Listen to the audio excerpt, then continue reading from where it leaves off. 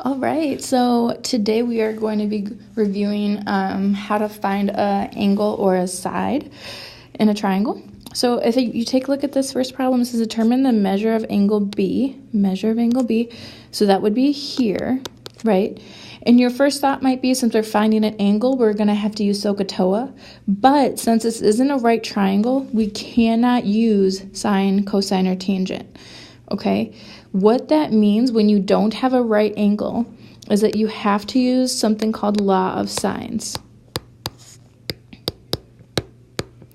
which all that says is sine of an angle over the opposite side equals sine of another angle over the opposite side.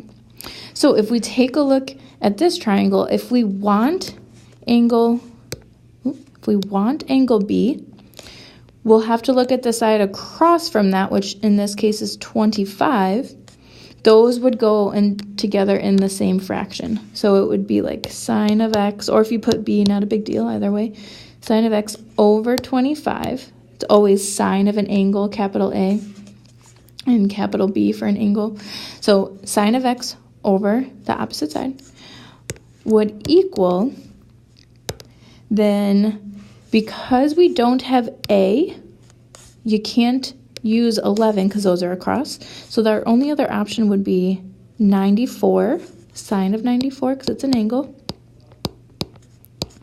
over the opposite side, which is 28. Okay? Now, from here, you might be thinking, well, I need an angle. Whenever I do the angle, I'm going to have to do inverse. But to get x by itself at this point, we can't do the inverse because there's a there's a 25 in the denominator. So we have to get rid of that. What we're used to doing is cross multiplying. So we could do that, multiplying sine of x by 28 and 25 times sine of 94. So 28 sine of x equals 25 sine 94. And remember, you want to get sine of x by itself, so you're going to have to move the 28.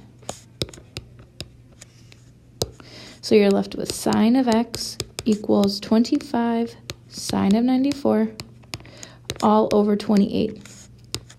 So since we need the angle, in order to remove the sine, you might think you need to divide by sine, but instead of doing that, we have to do something called the inverse. So you're technically doing the inverse of both sides. You don't necessarily have to write it on the left because all that does is cancel out those signs. But what you're left with is x equals sine of -1, or inverse sine, and then everything that was on the right-hand side. Okay, make sure when you put this in your calculator, you put parentheses around the 94, because when you put it in your calculator, it'll automatically put a parenthesis by the sign. So if you go ahead and do that, 25 sine of 94, close the parentheses, then divided by 28, and you hit enter, you should get x equals 62.96, if you round it up, degrees, because it's an angle. All right, so that's one example when you're finding the angle. Let's take a look at an example for finding the side. So it says determine the length of segment BC. So segment BC, so that's this segment here. Okay, so just like before, we're using our setup for sine of A over A, so sine of an angle over the side across, and then sine of the other angle over the side across from it. So you need to find x, which is a side. So what angle is across from that? Oh, that's angle A. We don't know what that is, but I gave you the other two angles, so you'll have to figure out what that third angle is by subtracting 41 and 75 from 180. So when you do 180 minus 41 minus 75, you can go ahead and do that in your calculator. I wrote 76, my bad. So 75. You should get 64 degrees. So that's the angle that we're going to use in our setup. Since we already have the other two angles, that works out kind of nicely. So it'll be sine of 64 over x, it's always sine of an angle, over the opposite side. And then because the other side that we have is 19, that'll be in the denominator, right, because it's a side. And the angle across is the 41 degrees, so it'll be sine of 41. This time, because x is a side, we aren't going to be using inverse, but we still need to cross multiply to get x by itself. So when we do that, we'll have 19 sine of 64 equals x sine of 41.